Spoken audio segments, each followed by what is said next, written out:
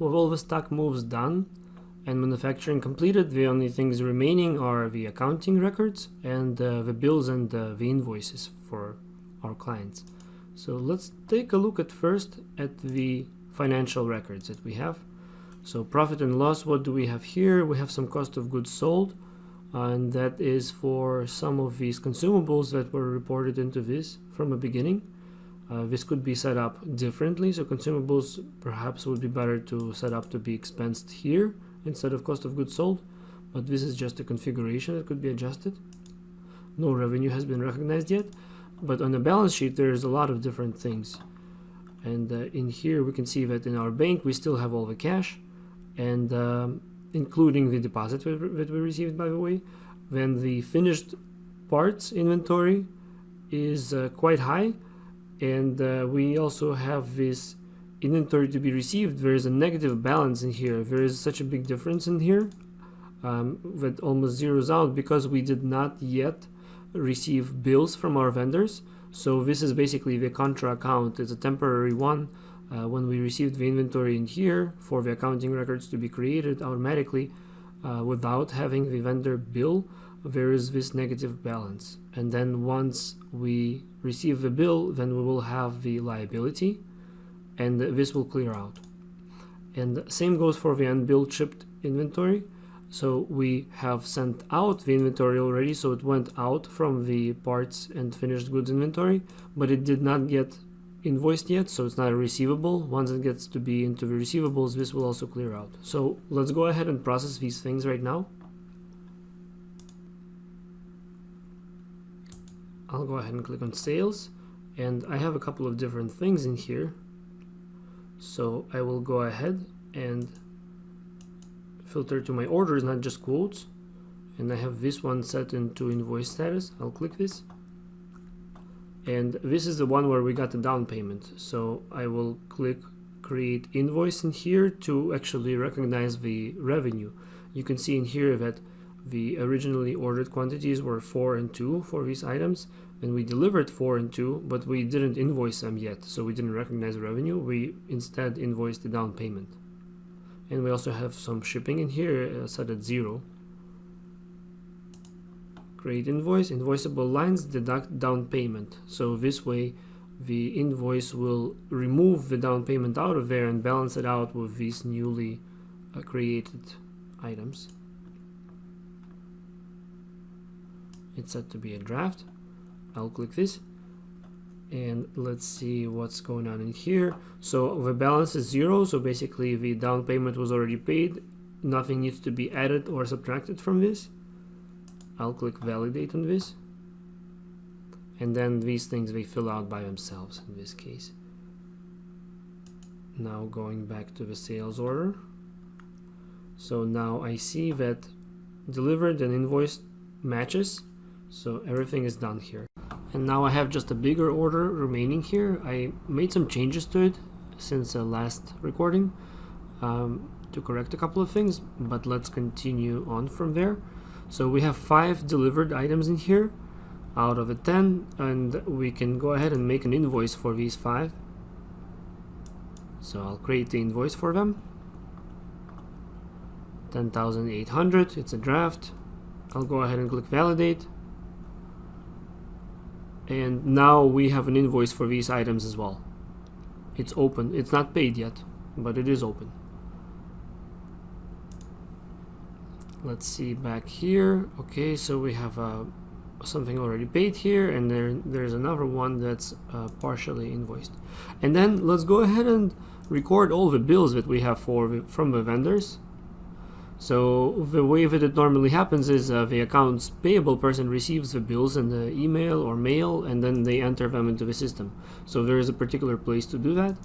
If we go to vendor bills in accounting module, we have a couple of them already open, but we need to go ahead and create more.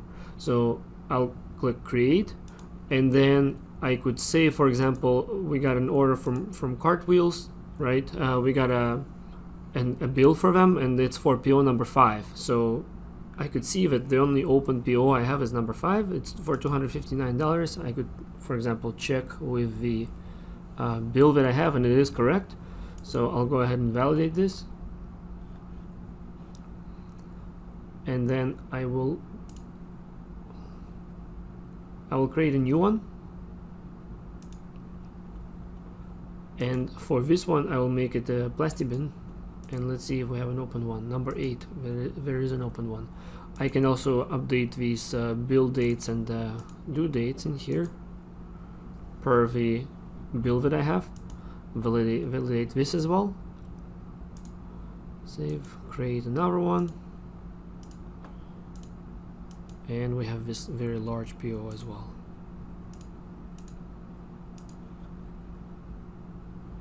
And I'll assume that everything is correct in here as well. We actually have 276 items in here that are being billed from us, not 280 which we ordered originally. We did receive only 276, so the automated population of the way that it populated here automatically is correct, 276. So I'll validate this as well. So I have added a whole bunch of new invoices in here, and let's see if we do need to make one for appliance indirect. And we do have one for $81. So I will process this as well. I won't enter the bill dates, it will just populate today. So now all of the vendor bills and the customer invoices are in the system.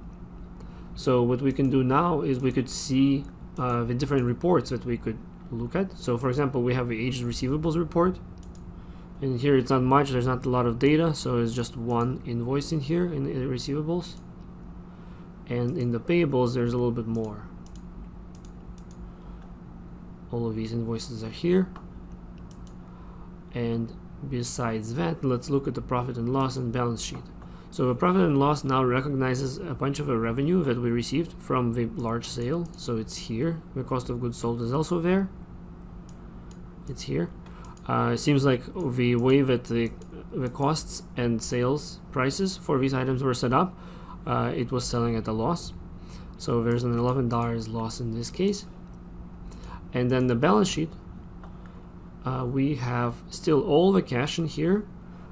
We now have receivables because we built something, and our parts and finished goods inventory is the lonely account in here. So all of the intermediary accounts, so the pending things, so things that weren't billed yet or weren't invoiced, they are out of here. So it's just the remaining account. And of course also the payables and the sales taxes, everything is recorded automatically. Sales taxes is calculated for Chicago. So you could see that all of these accounting records were created automatically in the system when we processed things through. And one more thing in the accounting system, there is an expense tool in here, which is very convenient to use. So let's use that. So I will show it on a Mac mobile device in this case. So because the system could be used via mobile devices, so if there are some kind of people that are perhaps outside the office, perhaps salespeople or other, and they're traveling and they need to record an expense, they could do it while on the road via their cell phone. So they could go to the expense module here, and we would click create expense. And for example, it's a salesperson that went and took some clients to lunch.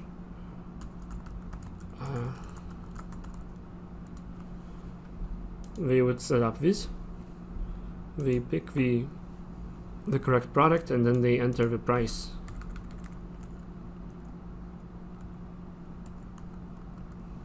Right, it was just some kind of an inexpensive quick meeting. And let's see, what else do we have to do here? They paid with a company card, for example, and then they could go ahead and click save, submit to the manager. And then this thing goes to the manager of this person, right? So themselves, they could record what they paid it with. So they could say paid with cash or bank. So in this case, bank. There could also be the credit card in there, and the expense itself is here. So I'll save it. And from here on, the administrative user, somebody responsible for approving or rejecting these things, would take over. So they could go ahead and take a look at it in the to approve log in the expense module. There is the lunch with client expense here, so I could go ahead and take a look at it. The person submitting the expense could also submit a picture of a receipt that they are trying to get reimbursed for, or that they are just submitting basically for records purposes. They could attach it here through the attachments log, and in that case the administrative user would also see it here attached. And then if everything looks fine with this expense, then the manager would click approve, and then they could either send it to the accountant to post it, or they could just post it directly to the books, and then this expense will automatically show up in the books in there.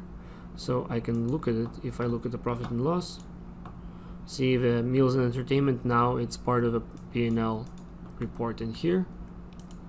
And there are many different other possibilities with accounting that would take a lot longer to describe. But this sums up the way that the system works in to tie everything together and put it into the accounting module from the standard processes that are taken care of by this system.